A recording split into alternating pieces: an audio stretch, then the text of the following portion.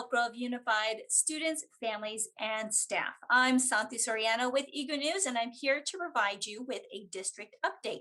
Now, on EGU News, we focus on healthy minds, healthy bodies, and healthy learning, as well as keeping you updated on district activities. This is your district update for May 14th, 2021. In today's episode, we have 5 brief updates for you. We'll be covering vaccines, graduation preparations, by trustee election system or by trustee area election system, finance committee openings, and job opportunities. We also have a couple of stories to share with you at the end of this episode, but let's get through our updates first. All right, vaccinations. Number 1, as you may have heard, the Pfizer vaccine was recently approved for use with adolescents aged 12 years and older. Appointments and opportunities to receive the Pfizer vaccine are becoming widely available throughout our community with local providers.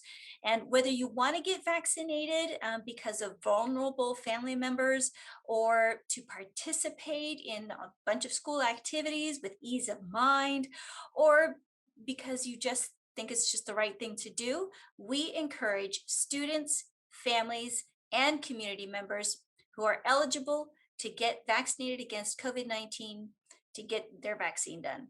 Now, getting fully vaccinated as soon as possible can help avoid quarantining, in our school situations if one is exposed to COVID-19, unless, of course, they become symptomatic. And for our graduates, it's just one less thing to think about and one less thing to worry about before heading off to college. And by the way, congratulations, class of 2021. All right. Now, in the letter, you're going to want to click on some links that we provided for you for COVID vaccination information through a new online site called My Turn. And then we also encourage you to please share this information with other friends and family members. Please note that for us here in the school district in Elk Grove Unified, until California's mask mandate is lifted in Elk Grove Unified schools, we will continue to follow our COVID safety protocols of face mask wearing, social distancing, and of course, hand washing. So again, those links are going to be provided in the letter and maybe noted down here below. We have links to the Sacramento County Public Health vaccine information, and there's also a link to a letter we sent out earlier today about vaccines happening with the Sacramento County Office of Education, with Folsom Cordova Unified School District, as well as vaccines that are happening out at San Juan Unified School District. So take a look at that letter that came out earlier today, but that link is also provided here. All right, number 2, graduation preparations. Again, congratulations to the class of 2021. Now, our schools are just busy making final preparations, all of the graduation ceremony preparations. But if you have any graduation questions, please check with your student's school and they'll be able to answer your questions, hopefully for whatever it is that you need. We will also be asking all graduation attendees to follow some social distancing guidelines. And really, this is for graduation attendee safety in a large crowd situation. We will be asking for social distancing of 6 feet. We will be having masks be required upon entering the stadium and throughout the ceremony. And then graduates, please, and household members and staff should not attend if they feel ill, have any COVID-19 symptoms, or have been exposed to someone with COVID-19.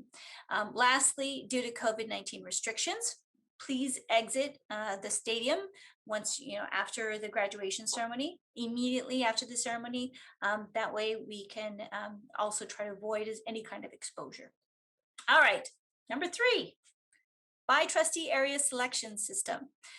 At the May 4th board meeting, the board adopted resolution number 67 for the year of 2020-2021. This resolution redeclared the board's intent to transition to a by trustee area election system starting with the 2022 election. What's a by trustee election system? Well, it means that each trustee must reside within a designated trustee area boundary, and that trustee would be elected by only the voters in that trustee area.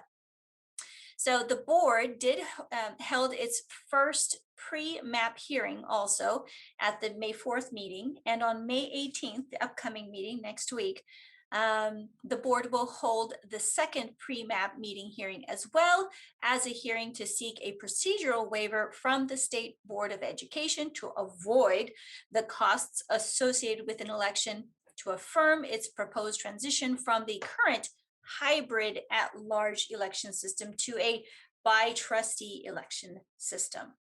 Okay, if you're interested in this topic, we encourage your participation in the process during the May 18th, 2021 board meeting. Again, link will be here so you can see how you can participate. It is anticipated that the board will discuss this matter further during multiple board meetings through August 2021. Okay, subject number 4, update number 4. Finance Committee nominations. So we have 2 new board members, Trustee Area 3 with Mr. Sean Yang, and also Trustee Area 4 with Miss Gina Jamerson. Therefore, we have 2 openings. So the Elk Grove Unified School District Board of Education would like to invite interested applicants to serve in one of the 2 open volunteer positions on the board's Advisory Finance Committee for Trustee Areas 3 and 4. Now, the function of the Finance Committee is to serve in an advisory capacity to the EGUSD Board of Trustees on matters pertaining to district finances. The committee provides community input that is shared with the Board of Education. It is comprised of community members appointed by each board member and the superintendent, and 3 community members appointed by the entire Board of Education. Finance Committee members do serve 2 years or 2-year terms. All right, so in the letter, you'll also see the links on where you can find the link about the announcement for this committee, as well as the application process. And applications are going to be due June 10th, end of the day, June 10th. All right, moving on to the 4th thing that we want to cover today, job opportunities. So don't forget, on May 26th, we have another California teacher virtual recruitment fair. Well, we will be participating. It is a recruitment fair with many school districts. But we will be one of the school districts participating there. So please share it with any other educator that you might know of who's looking for a position. And then we'll have administrators available in our virtual booth to answer any questions. All right. Also, bus drivers. We're still looking for bus drivers, and we need a good, cadre to go through training, etc. So please take a look at that bus driver opportunity.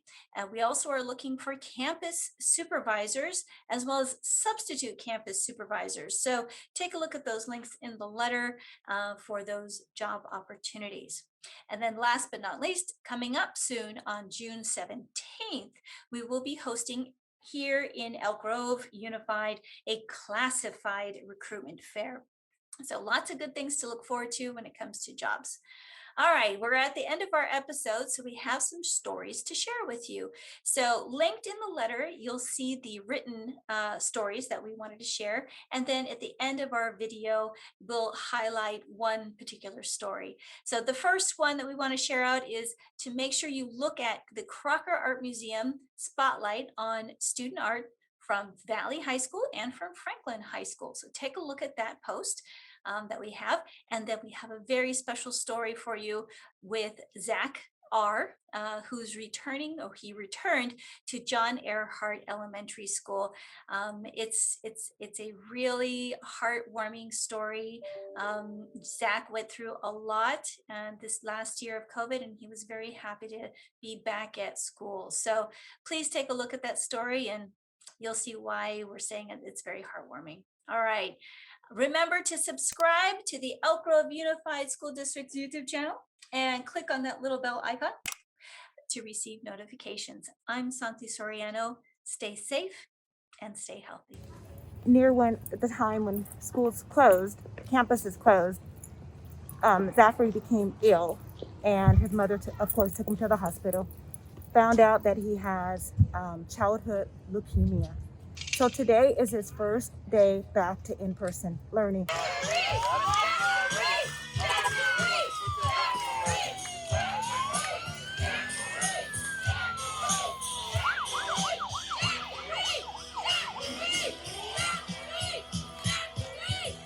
we're very excited. We applaud Zachary's courage and his perseverance. Um, you know, this whole year has been very challenging for our students and for our staff, but we really commend Zachary for continuing to persevere and continue to be engaged in learning, and for his bravery and for his courage.